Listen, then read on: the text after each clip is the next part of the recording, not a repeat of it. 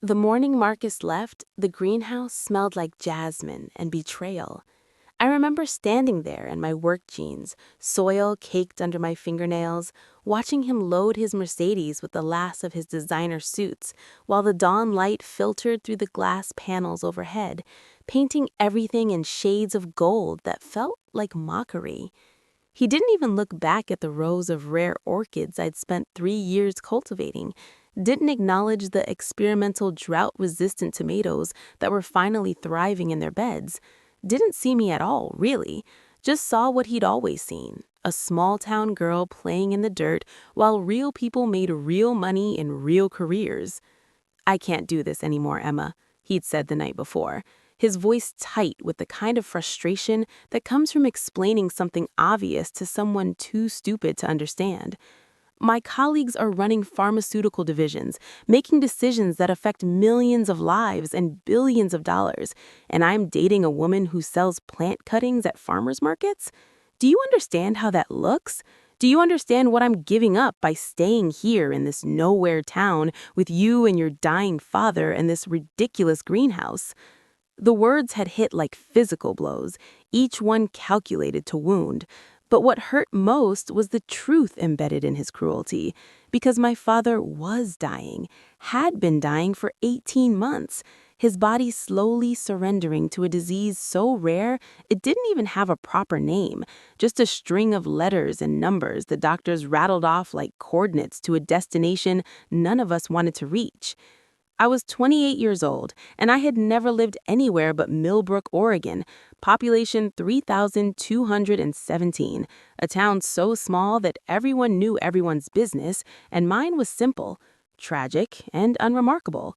Motherless since birth, raised by a widowed father who grew rare plants in a greenhouse on the edge of town, taught community college biology part-time, and spent his evenings in the old workshed doing research nobody understood and nobody cared about. My childhood smelled like peat moss and mycorrhizae, tasted like the cherry tomatoes I'd eat straight off the vine, felt like the humid warmth of the greenhouse in winter when outside the Oregon rain turned everything gray and cold.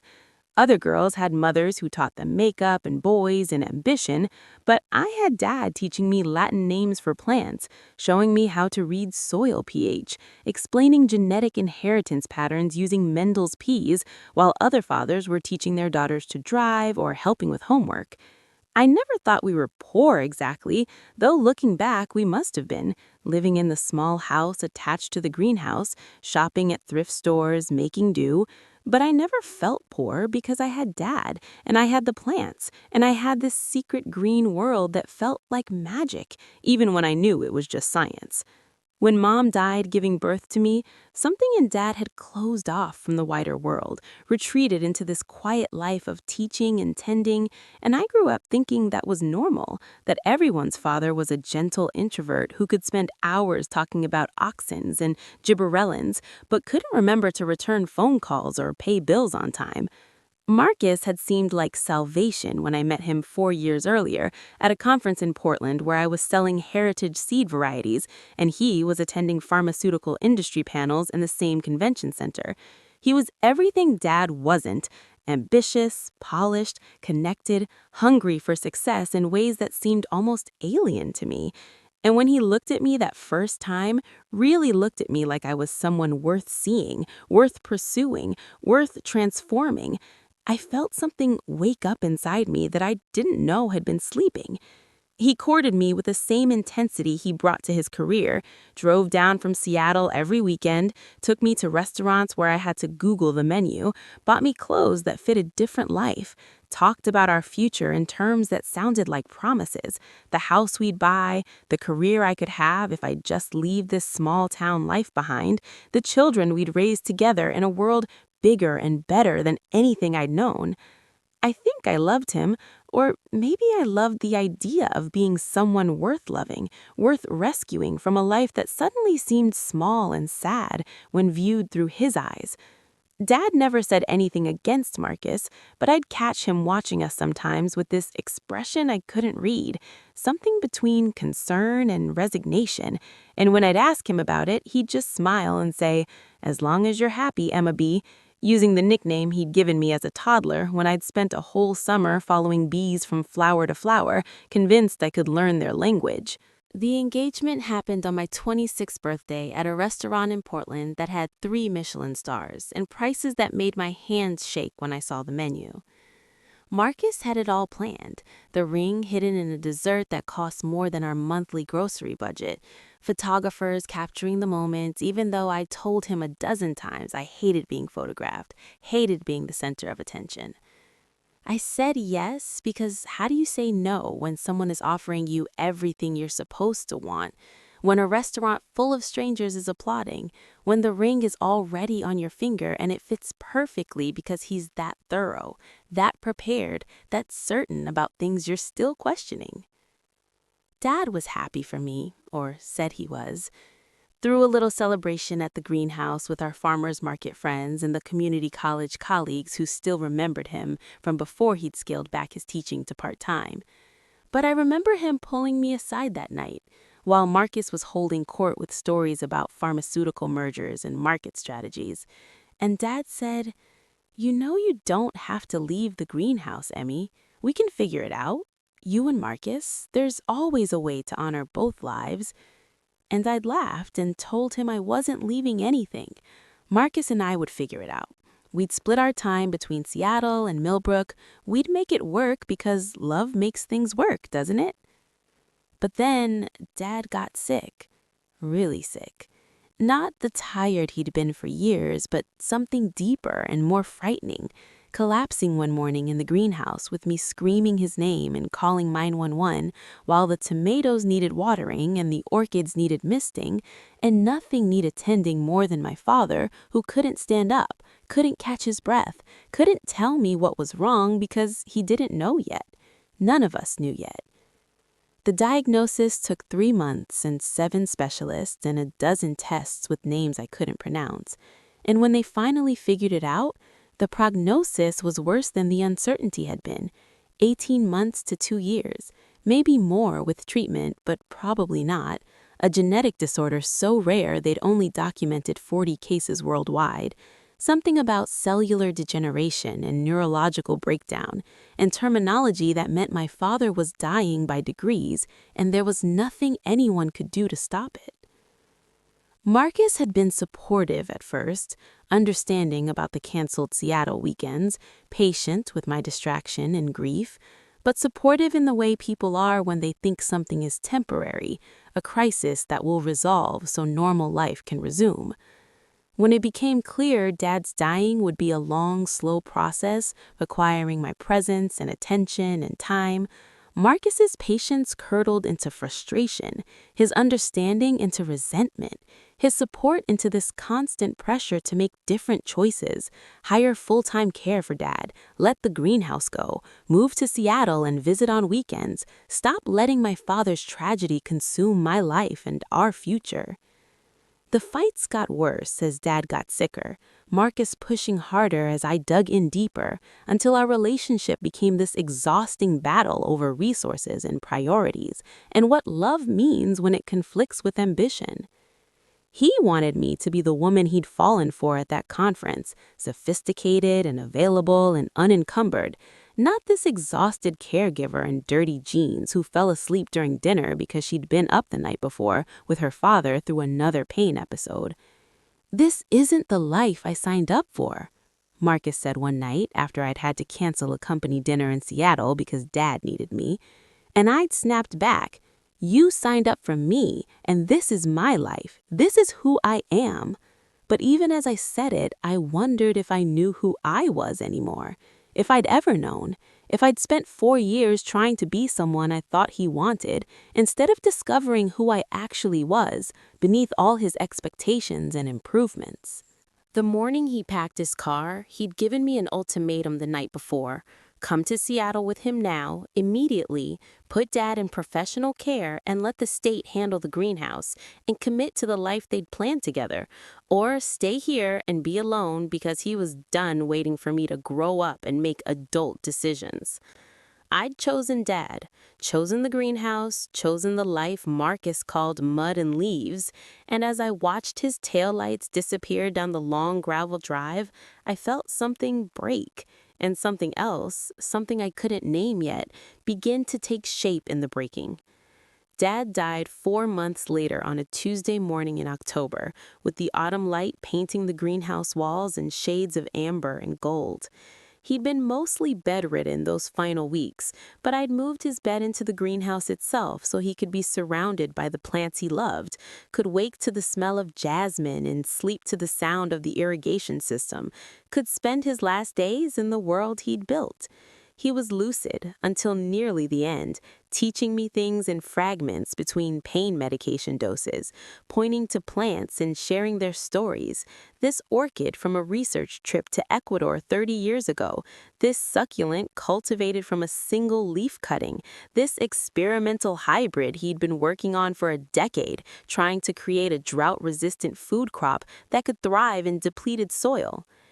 "It's all yours now, Emma B.," he whispered 2 days before he died, his hand in mine, his breath shallow and labored. "Everything I built, everything I learned, everything I couldn't say or do or share while I was still me, it's yours, all of it, and I need you to promise me you'll keep growing things, keep learning, keep believing that what we do here matters, even when the world says it doesn't." I promised through tears, promised I'd keep the greenhouse going, promised I'd honor his work, promised things I wasn't sure I could deliver because how do you keep a greenhouse running on farmer's market income when you're alone and grieving and the bills keep coming and the plants keep needing and the world keeps turning like none of your loss matters? The day after Dad's funeral, which was small and quiet and attended by students whose names I'd forgotten, and colleagues he hadn't spoken to in years, and farmers market regulars who'd bought his seedlings, a lawyer I'd never met showed up at the greenhouse door with a briefcase and an expression that was part professional sympathy and part something else, something that looked almost like awe. His name was Richard Chen, and he'd flown in from San Francisco, and he had documents that needed my signature and information that would change everything I thought I knew about my father, my life, and the modest greenhouse where I'd grown up thinking we were nobody special doing nothing important. "Miss Hartwell, I'm sorry for your loss, and I apologize for the timing, but there are matters that can't wait," he said, sitting across from me at the small table in our living quarters, spreading papers between us like a strange kind of offering. "Your father was my client for 23 years, and he left very specific instructions about what I was to tell you and when, and that time is now, immediately following his death, before you make any decisions about the property or the business or your future." What Richard Chen told me over the next 3 hours rewrote my entire history, every assumption I'd made about who my father was and what our life had meant. Dad hadn't been just a community college biology teacher with a greenhouse hobby. He'd been Dr. David Hartwell, the Dr. David Hartwell, a botanical geneticist who'd pioneered CRISPR-like gene editing techniques for plants a full decade before CRISPR became mainstream, who'd published groundbreaking papers in his 30s that had revolutionized agricultural biotech, who'd held patents on genetic modification processes that were now foundational to everything from sustainable farming to pharmaceutical development to climate change adaptation strategies. The papers Richard showed me had my father's name on them, but described work I'd never heard him mention, research conducted at major universities and private labs, collaborations with scientists whose names I recognized from textbooks, innovations that had apparently changed the world while I was learning to propagate succulents and prepare soil amendments. "Why didn't he tell me?" I kept asking, staring at publications and patent documents and licensing agreements that painted a picture of someone completely different from the quiet man who'd raised me. Why did we live like this if he'd done all that, if he was that important, that successful? Richard explained it in pieces, the whole tragic story of my father's earlier life, and I listened with this growing sense of unreality, like he was describing a novel or a movie, not my actual dad. Dad had been married before my mother, a brief first marriage to a woman named Claire who'd been brilliant and ambitious and demanding in ways that pushed him deeper into his research and further from any kind of normal life. They'd worked together, both rising stars in botanical genetics, both consumed by the race to crack plant genome editing, both willing to sacrifice everything for scientific advancement. When Dad succeeded, first, when his techniques proved viable and his papers got accepted and his patents started getting attention, Claire had responded with a jealousy so toxic it poisoned everything between them. She'd tried to claim credit for his work, filed lawsuits challenging his patents, spread rumors about fabricated data and stolen research, turned their professional community into a battlefield where every interaction was another skirmish in a war Dad had never wanted to fight. The divorce was brutal, the professional fallout worse, and Dad had retreated from academic science entirely, burnt out and betrayed, and questioning whether the cost of success was worth paying. He'd met my mother, Sarah, a year later at a community garden in Portland where he was volunteering, trying to reconnect with the simple joy of growing things without the pressure of publications and patents and professional competition. She was a nurse, kind and uncomplicated, and content with a life that had nothing to do with scientific glory or academic prestige, and Dad had fallen for her completely, gratefully, desperately. They'd married quickly, bought the property in Millbrook, built the greenhouse, and Dad had reinvented himself as a small-town teacher and grower, letting his former life recede into the past like a dream he'd woken from. My mother's death during my birth had devastated him, but also in some terrible way confirmed his decision to step away from the high-stakes world he'd left behind. He'd gained and lost everything that mattered in the space of a single day, and afterward, the only thing he could do was pour all his love and loss into raising me in this quiet green sanctuary where nothing was about achievement or recognition, only about growth and care, and the daily work of tending living things. But the patents, Richard explained, had kept working even after Dad stopped, kept generating royalties as biotech companies licensed his techniques, kept accruing value as the agricultural and pharmaceutical industries built entire sectors on foundations he'd laid. Dad had structured everything through trusts and legal entities designed to protect me and honor my mother's memory, but he'd also hidden it all.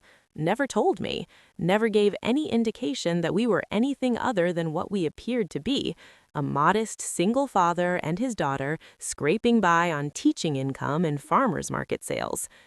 He wanted you to choose this life freely, Richard said gently, watching my face as I tried to process information that felt simultaneously impossible and inevitable.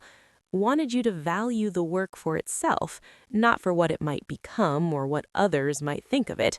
Wanted you to understand the greenhouse as a calling before you understood it as a legacy. He was terrified you'd be consumed by the same ambitions and pressures that had nearly destroyed him, terrified you'd sacrifice yourself to other people's expectations the way he had with Claire.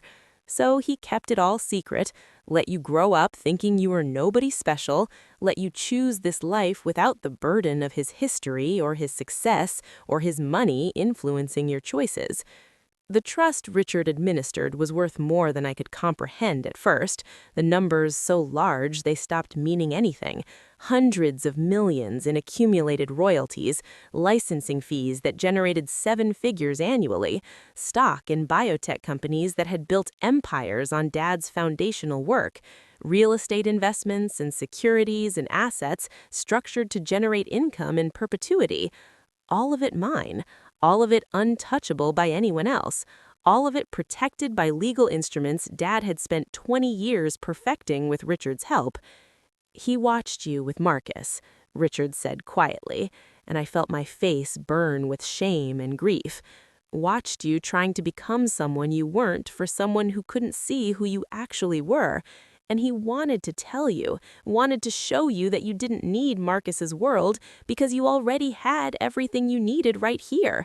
But he'd made me promise to wait until after his death because he was afraid knowing about the money while he was alive would change things between you in ways he couldn't bear, would make you question whether he'd been right to hide it, whether your whole life had been built on his lies and fears. I spent 3 days after Richard left just wandering the greenhouse, touching plants Dad had touched, reading his research notes that suddenly made sense in new contexts, crying until I had no tears left, and then crying more anyway. Everything I thought I knew about my life was simultaneously true and false. We had been poor, we had scraped by, we had struggled, but only because Dad had chosen that struggle, had chosen to give me a childhood uncontaminated by the wealth and success he'd earned and then walked away from. I felt betrayed and furious and heartbroken, angry at Dad for lying by omission my entire life, angry at myself for never questioning our circumstances more deeply, angry at Marcus for leaving months before I discovered I had the money and status he'd wanted me to achieve, though that last anger felt petty and small compared to the larger grief of realizing I'd never really known my father at all, or had known him, but not his whole story, not his whole self. But slowly, as the shock faded and I started actually reading the documents Richard had left, I began to understand what Dad was trying to give me, the gift hidden in his deception. He'd let me fall in love with the greenhouse work itself, let me discover my own passion for plants and genetics and the patient work of cultivation without the pressure of his legacy or expectations. He'd let me choose Marcus freely, let me make that mistake and learn from it without the complication of money that might have kept us together for wrong reasons or made the breakup even more painful. He'd let me develop my own relationship with the farmers market customers and community college kids I sometimes taught on weekends. Let me find my own teaching voice and growing philosophy without standing in his shadow or living up to his reputation. Everything he'd hidden had been hidden as an act of love. A father trying to give his daughter a childhood and young adulthood free from the burdens he'd carried, trying to let me become myself before I inherited his life's work and the resources to do something with it. The seed vault I found by accident 2 weeks after Richard's visit while cleaning Dad's work shed, moving boxes of old research notes and trying to make sense of 20 years of accumulated papers and equipment. The concrete floor had a seam I'd never noticed, barely visible under decades of dust and dirt.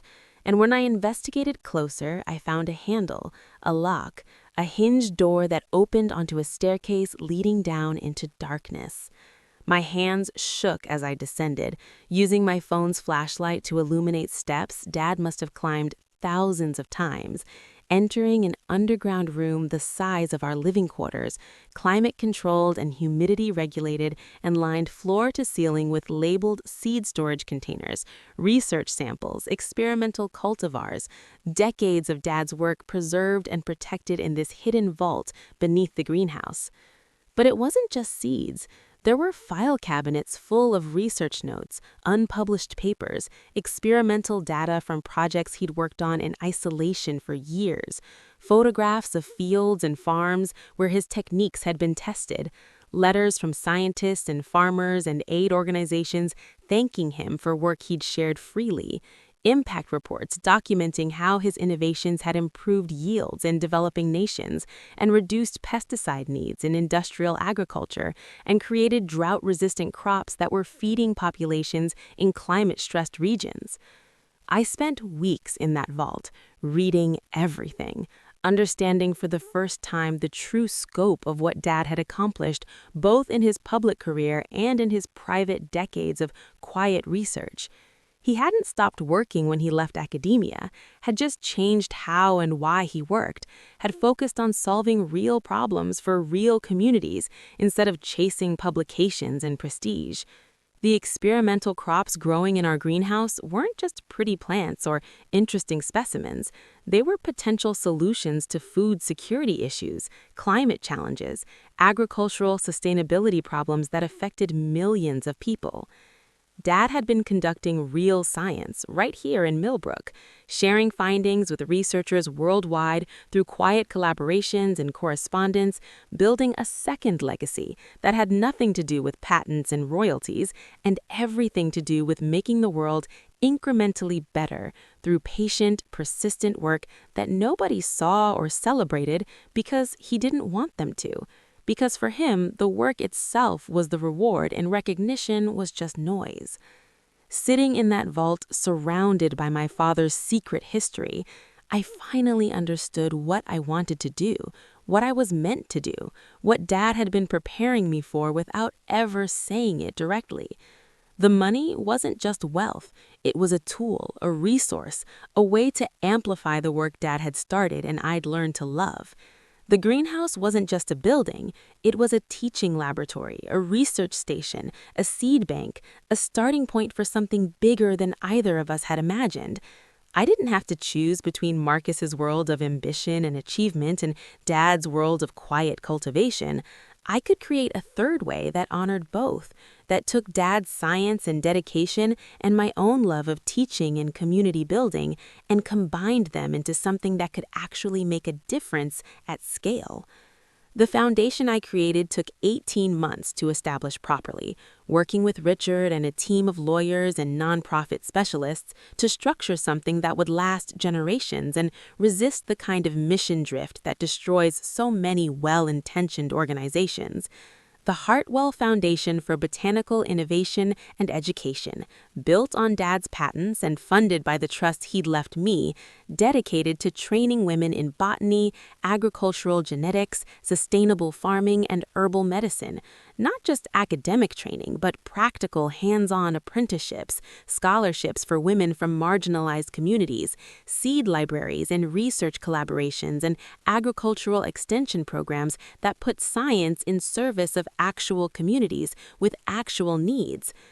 I kept the original greenhouse as the foundation headquarters, expanded it with new climate-controlled growing facilities and teaching spaces, hired staff who shared Dad's quiet passion for solving problems rather than seeking credit, and started recruiting our first cohort of fellows. The applications overwhelmed us. Thousands of women from 6 continents, students who'd been told science wasn't for them, farmers who'd been pushed off their land by industrial agriculture, indigenous knowledge keepers trying to preserve traditional growing techniques, refugees seeking new skills in new countries, single mothers looking for career paths that could feed their families and communities simultaneously. We selected 30 for our first cohort, brought them to Millbrook for a year-long intensive program combining genetics and botany and sustainable agriculture with business skills and community organizing and the kind of practical growing knowledge Dad had taught me through decades of patient demonstration. I taught some sessions myself, talking about plant propagation and soil health and greenhouse management, but mostly I facilitated, created space for these brilliant women to learn from each other and from the visiting experts we brought in, and from the plants themselves. Let the greenhouse become what it had always been for Dad, a sanctuary where science and care and patient attention to living things could flourish without the pressure of recognition or the poison of competition. Marcus found out about the foundation 6 months after we launched, saw a feature article in a business magazine about the unprecedented private funding supporting agricultural innovation and women's education, about the mysterious trust funding billions into sustainable food systems, about the small Oregon greenhouse that had become an unlikely center of botanical innovation. He called me, and I almost didn't answer. But curiosity won over resentment, and I picked up to hear his voice tight with disbelief and something that might have been regret. "Emma, I just saw the article about your foundation. The money, your father's work, all of it. And I need to understand what happened. How you went from selling plants at farmers markets to running a multi-million-dollar organization. How you never mentioned that your father was David Hartwell. The David Hartwell, whose patents my company licenses, whose work basically built the industry I've spent my career in. I could have been cruel, could have reminded him about mud and leaves and worthless small-town life, could have pointed out that he'd left me 4 months before I inherited billions, and wasn't that just the most perfect timing? But I found I didn't have anger left, just a kind of sad clarity about who we'd both been and what we'd both wanted and why it would never have worked regardless of money or circumstance. I didn't know either, Marcus, I said, standing in the greenhouse surrounded by the newest batch of seedlings our fellows were cultivating, hybrid crops designed to thrive in marginal soils and resist pests without chemicals and feed communities currently dependent on expensive imports. Dad kept it all hidden until he died, and I've spent the last 2 years trying to figure out what it means and what to do with it, and how to honor his work without losing myself in it the way he nearly did. The foundation is what came from all that figuring, a way to take what he taught me and what he built and make it available to women who've been told they don't belong in science or agriculture or any space where real important work happens. It's not about the money, it's about the work. And I think that's what Dad was trying to teach me all along, that the work itself is what matters, that what we grow and who we grow with and how we use what we know to help others grow is worth more than any amount of recognition or wealth or status. Marcus was quiet for a long time, and when he spoke again, his voice had shifted, had lost the entitled confidence I'd found so attractive and then so suffocating. I made a mistake, Emma, leaving you, judging you, not seeing what you were building or who you actually were. I was so focused on climbing my own ladder that I couldn't see you were planting an entire forest. It was probably the most honest thing he'd ever said to me, and I appreciated it, but I also knew it didn't change anything, couldn't change what had already happened or who we'd already revealed ourselves to be when tested.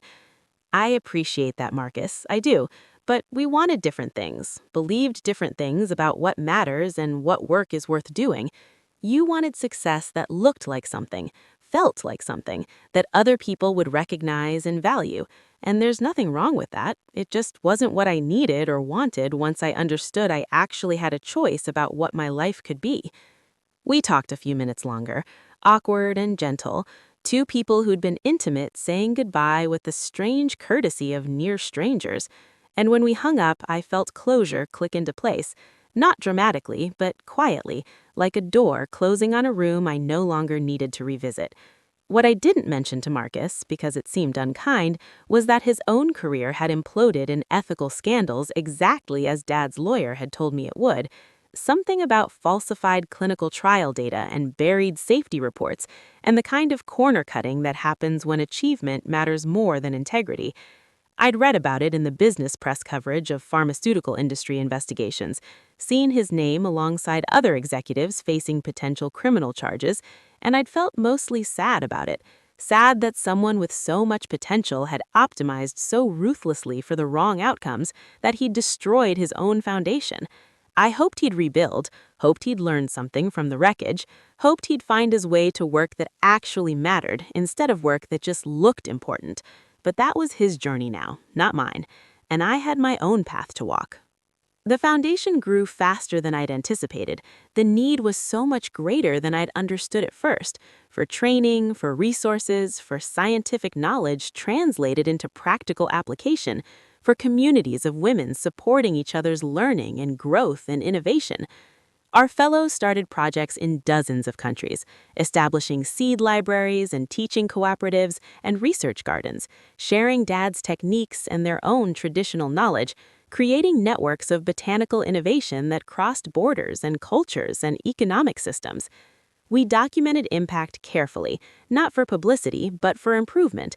Crops feeding families, traditional medicines preserved and tested and shared, women gaining economic independence through sustainable agriculture, communities becoming more resilient to climate change through crops our fellows developed and shared freely.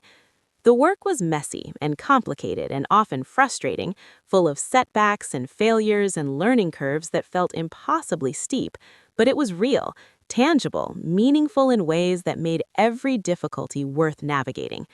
I still worked in the greenhouse most days, still got soil under my fingernails, and spent hours propagating plants and teaching fellows the techniques Dad had taught me, still sold seedlings at farmers markets sometimes just to stay connected to where I'd started and remember why any of this mattered.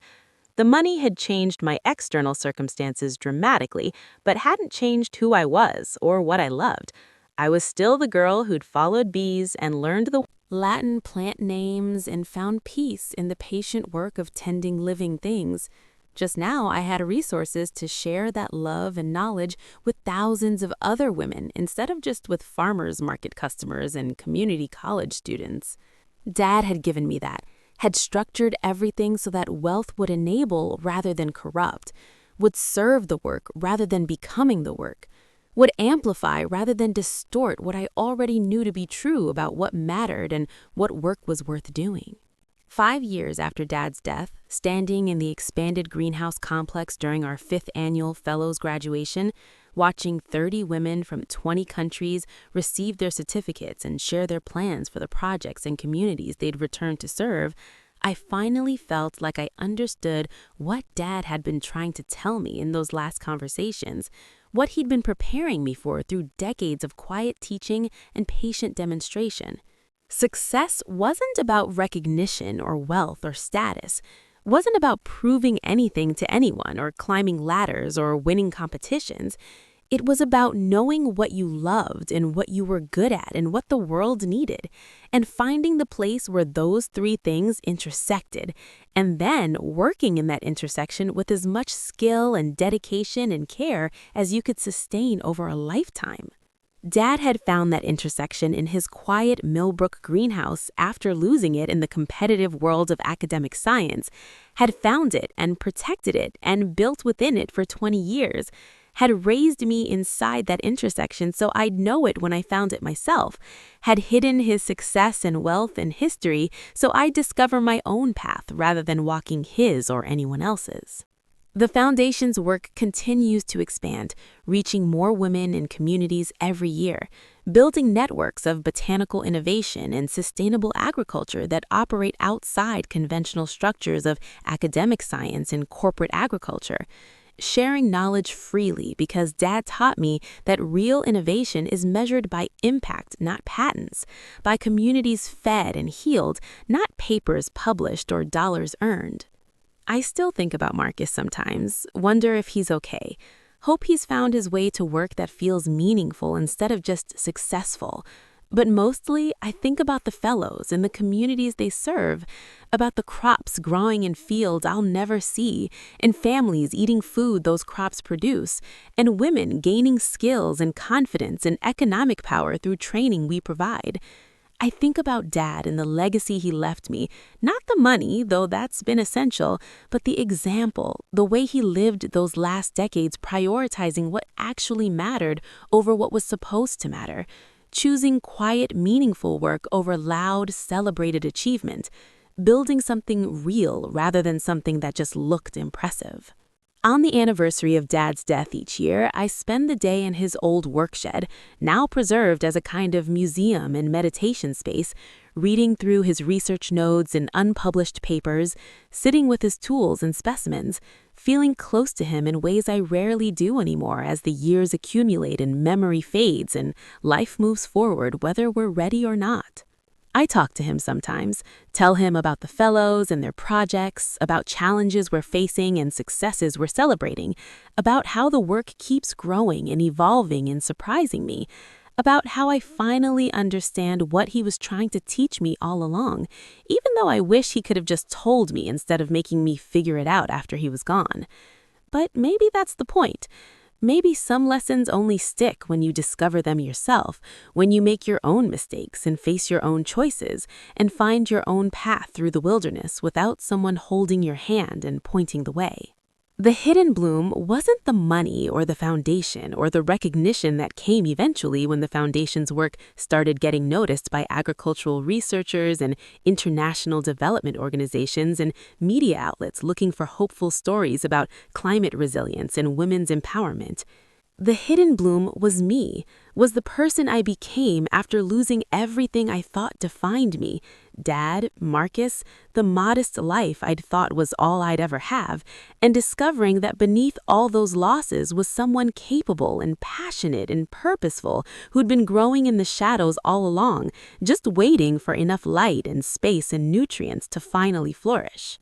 Dad knew that person was there, had been carefully cultivating the conditions for that growth for 28 years, had protected and nurtured and prepared me without me even realizing what he was doing, had planted seeds that only sprouted after he was gone and left me to tend them on my own.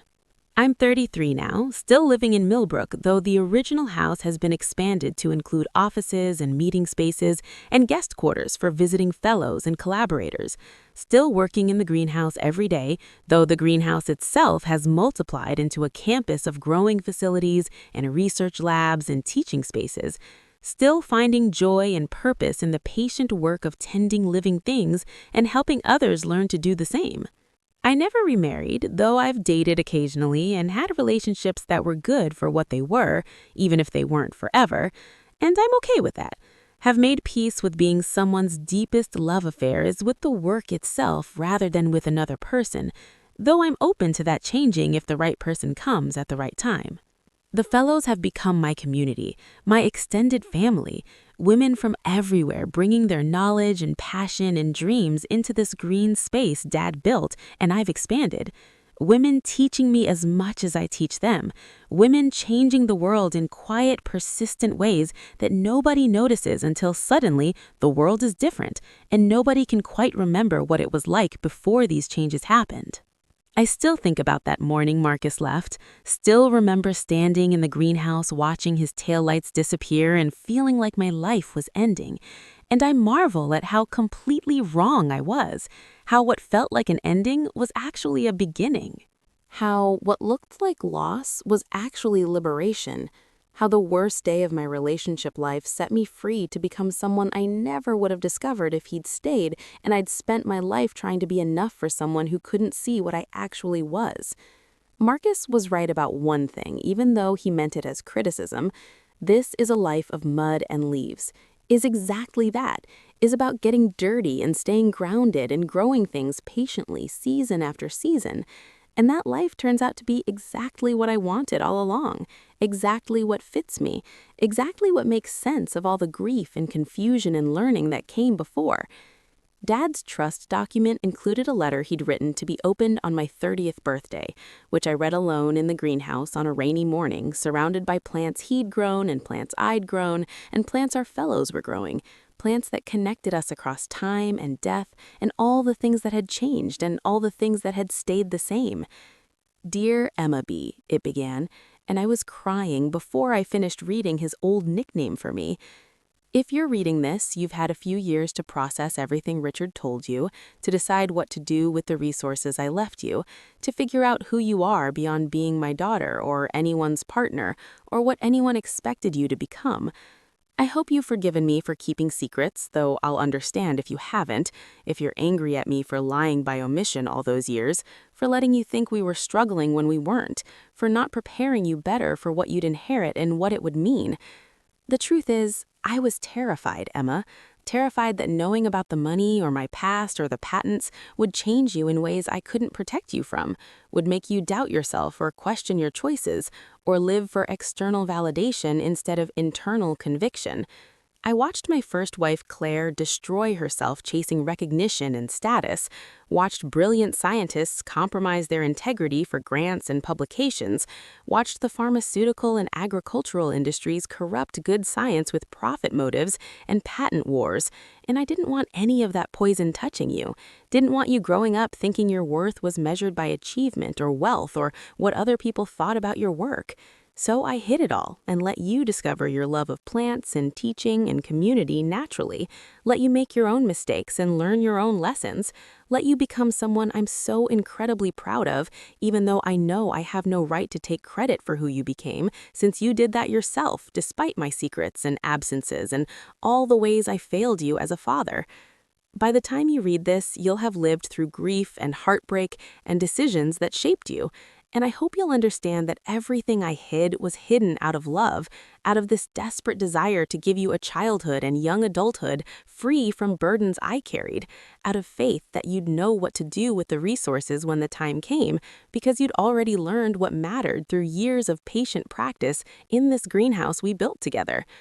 Whatever you choose to do with the money and the patents and the foundation of knowledge I've left you, I know it will be good and right and meaningful because you learned to measure success by growth and care rather than recognition and profit, because you understand that the most important work happens quietly over decades, not dramatically in moments, because you're my daughter and your mother's daughter, and you carry both our best qualities forward into whatever future you're building. I love you, Emma B. Loved you from the moment you were born and took your mother from me. Loved you through every skinned knee and science fair and midnight greenhouse conversation. Loved you even when I couldn't say it or show it properly, because grief and fear made me clumsy and distant. Love you still, even though I'm gone and you're reading this alone, wondering what any of it meant. It meant everything, Emmy. Every moment we had together meant everything, and I hope the work continues. Hope the plants keep growing, hope you find joy and purpose and community in the green world we both love so much. Keep blooming, my girl. Keep growing toward the light. Keep tending the garden and teaching others to tend theirs. Keep believing that quiet, persistent care can change the world even when nobody's watching or applauding or recognizing the work you're doing. That's the real legacy, not the money or the patents, but the way of being in the world that values growth over achievement, care over conquest, patience over speed. And if I've passed that on to you, then I've done the one thing that mattered most. All my love, forever and always, Dad. I read that letter dozens of times over the years that followed, carried it with me through challenges and celebrations, pulled it out when I needed a reminder about why the work mattered and what Dad had been trying to teach me, and how his love had shaped everything I'd become. The foundation today serves over 500 women annually, operates programs on 4 continents, maintains seed banks preserving thousands of plant varieties, publishes open-source research available to anyone who needs it, and generates measurable impact in food security, climate resilience, women's economic empowerment, and sustainable agriculture that gets cited in international development reports and academic papers and policy documents. We've stayed true to Dad's original vision of sharing knowledge freely, prioritizing impact over profit, serving communities rather than extracting from them, and creating space for women to develop their own expertise and leadership rather than imposing external solutions. The work is hard and getting harder as climate change accelerates and political instability increases and funding pressures mount, but it's also more important than ever, more needed, more valuable, and I wake up every morning grateful I get to do this, grateful Dad prepared me for it without me knowing, grateful for the hidden bloom that happened inside me during those terrible months when everything fell apart and I thought my life was ending but was actually just beginning in ways I couldn't yet imagine. Marcus reached out again 3 years after our last conversation, not asking for anything this time, just sharing that he'd left pharmaceutical work entirely, had gone back to school for a graduate degree in bioethics, was trying to figure out how to do meaningful work that actually helped people, rather than just generating profits for shareholders. I was glad for him, glad he'd found his own path toward purpose, even if it took scandal and failure to push him there. And we've stayed in loose touch since then, occasional emails about shared interests, mutual respect between 2 people who once loved each other badly and now appreciate each other from distance. He told me once that leaving me was the biggest mistake of his life, not because of the money, but because I'd been trying to teach him something about what mattered, and he'd been too arrogant and ambitious to listen. And by the time he learned the lesson on his own, I'd already moved on and built a life he admired but could never be part of, because he'd made his choice and I'd made mine, and some doors don't reopen no matter how much you wish they would. I appreciated his honesty, but didn't need his regrets, had made peace with our ending years earlier, had learned that sometimes people come into your life to teach you what you don't want, to show you who you're not, to clarify through contrast what you actually value and need. And Marcus had done that for me, even though neither of us intended it that way. The greenhouse still smells like jasmine and possibility, still fills with golden light at dawn, still houses plants from every continent and experiments testing new possibilities and seedlings that will grow into food and medicine and beauty in gardens and farms and communities I'll never visit. I walk through it every morning before the workday starts, touching leaves and checking soil and talking to plants the way Dad used to, the way our fellows learned to do during their training, understanding that this conversation with green growing things is actually a conversation with yourself, with patience, with the deep, slow wisdom that comes from tending life season after season and watching what happens when you provide the right conditions and then step back and let growth happen at its own pace. The hidden bloom wasn't one moment or one revelation, but an entire process of transformation that started the day Marcus left and is still happening now, still unfolding, still revealing new possibilities as I grow older, and the foundation grows larger, and the work grows deeper and more complex and more necessary.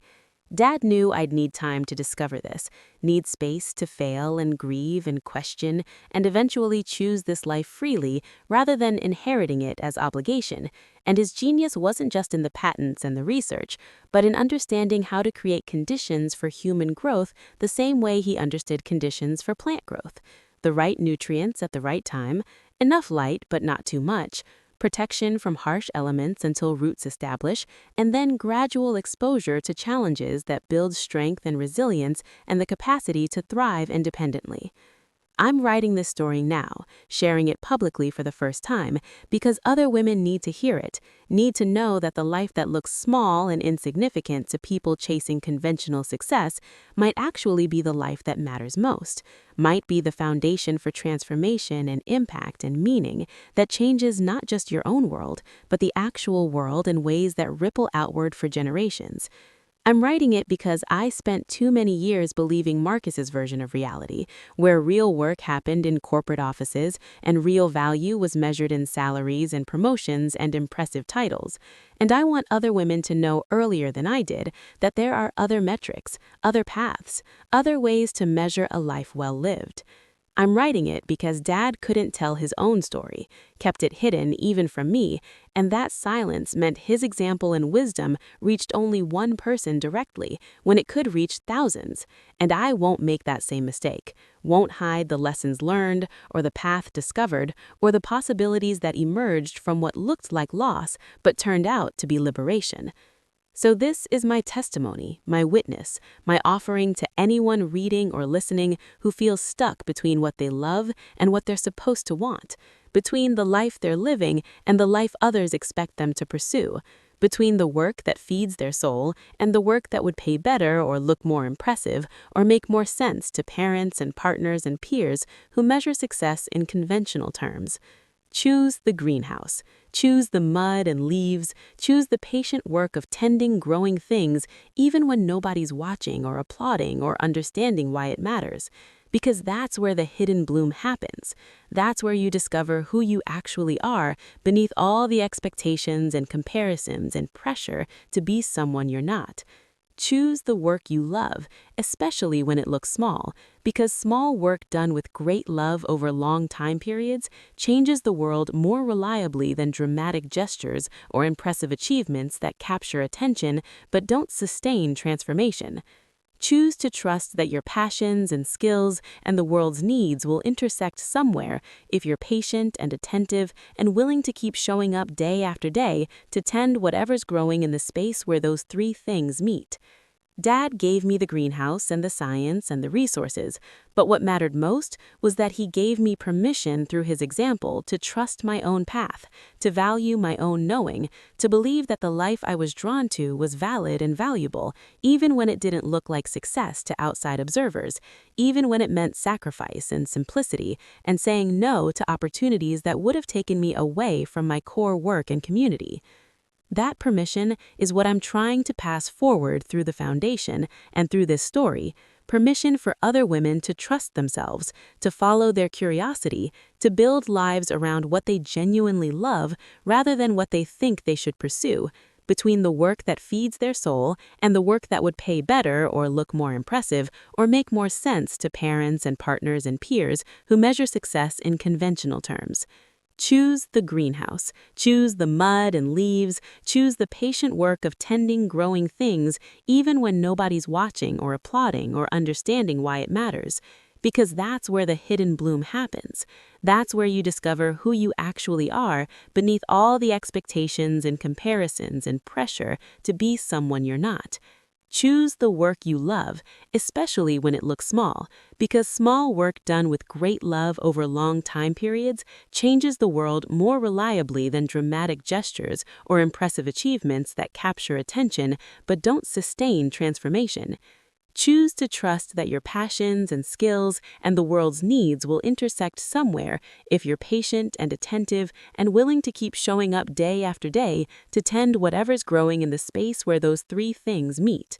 Dad gave me the greenhouse and the science and the resources, but what mattered most was that he gave me permission through his example to trust my own path, to value my own knowing, to believe that the life I was drawn to was valid and valuable, even when it didn't look like success to outside observers, even when it meant sacrifice and simplicity and saying no to opportunities that would have taken me away from my core work and community. That permission is what I'm trying to pass forward through the foundation and through this story, permission for other women to trust themselves, to follow their curiosity, to build lives around what they genuinely love rather than what they think they should pursue, between the work that feeds their soul and the work that would pay better or look more impressive or make more sense to parents and partners and peers who measure success in conventional terms.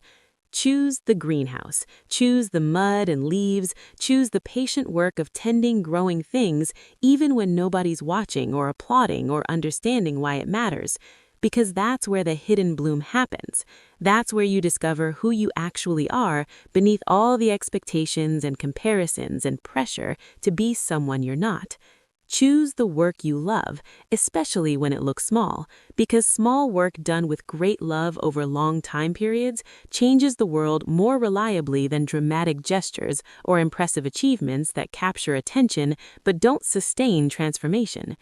Choose to trust that your passions and skills and the world's needs will intersect somewhere if you're patient and attentive and willing to keep showing up day after day to tend whatever's growing in the space where those three things meet. Dad gave me the greenhouse and the science and the resources, but what mattered most was that he gave me permission through his example to trust my own path, to value my own knowing, to believe that the life I was drawn to was valid and valuable, even when it didn't look like success to outside observers, even when it meant sacrifice and simplicity, and saying no to opportunities that would have taken me away from my core work and community. That permission is what I'm trying to pass forward through the foundation and through this story, permission for other women to trust themselves, to follow their curiosity, to build lives around what they genuinely love rather than what they think they should pursue, between the work that feeds their soul and the work that would pay better or look more impressive or make more sense to parents and partners and peers who measure success in conventional terms. Choose the greenhouse. Choose the mud and leaves. Choose the patient work of tending growing things even when nobody's watching or applauding or understanding why it matters. Because that's where the hidden bloom happens. That's where you discover who you actually are beneath all the expectations and comparisons and pressure to be someone you're not. Choose the work you love, especially when it looks small, because small work done with great love over long time periods changes the world more reliably than dramatic gestures or impressive achievements that capture attention but don't sustain transformation. Choose to trust that your passions and skills and the world's needs will intersect somewhere if you're patient and attentive and willing to keep showing up day after day to tend whatever's growing in the space where those three things meet.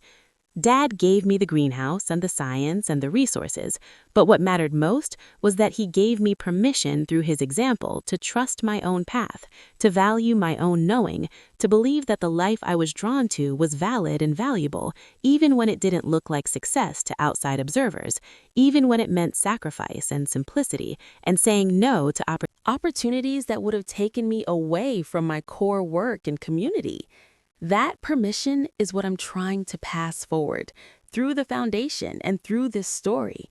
Permission for other women to trust themselves, to follow their curiosity, to build lives around what they genuinely love rather than what they think they should pursue, to find their own hidden blooms, waiting beneath the surface of lives that might look ordinary or insignificant, but are actually extraordinary in their quiet, persistent impact. The world needs your greenhouse, whatever form it takes, needs your patient dedication to growth and care and tending, needs your willingness to do work that matters more than work that impresses, needs you to bloom fully and visibly so other women can see what's possible when you stop hiding your gifts and start using them in service of what you love and what the world needs. This is the story of the hidden bloom, the story of discovering that everything you need is already growing inside you, waiting for the right conditions to flourish. The story of a father's love expressed through secrets and sacrifice. The story of heartbreak that breaks you open instead of breaking you down. The story of modest greenhouses becoming centers of global transformation. The story of women claiming space in science and agriculture and leadership. The story of choosing meaning over status and impact over recognition and care over conquest. The story that's still being written in fields and gardens and greenhouses around the world, where women Dad never met are using techniques he developed and knowledge I've shared to feed families and heal communities and build resilience in the face of challenges none of us fully understand yet, but all of us must face together. Keep blooming. Keep growing, keep tending the garden, and trust that the work you do with love and patience will bear fruit you can't yet imagine, will seed forests you'll never see fully grown, will create possibilities for people you'll never meet in places you'll never visit, because that's how transformation actually works, quietly, persistently, one seed and one season and one patient act of care at a time, until suddenly the world is different and nobody remembers it was ever any other way. And that's exactly as it should be, because the point was never recognition. The point was always growth, and growth happens whether anyone's watching or not, whether anyone applauds or not, whether anyone ever knows your name or not. And that's the ultimate freedom and the deepest satisfaction and the truest measure of a life well lived in service of what matters most.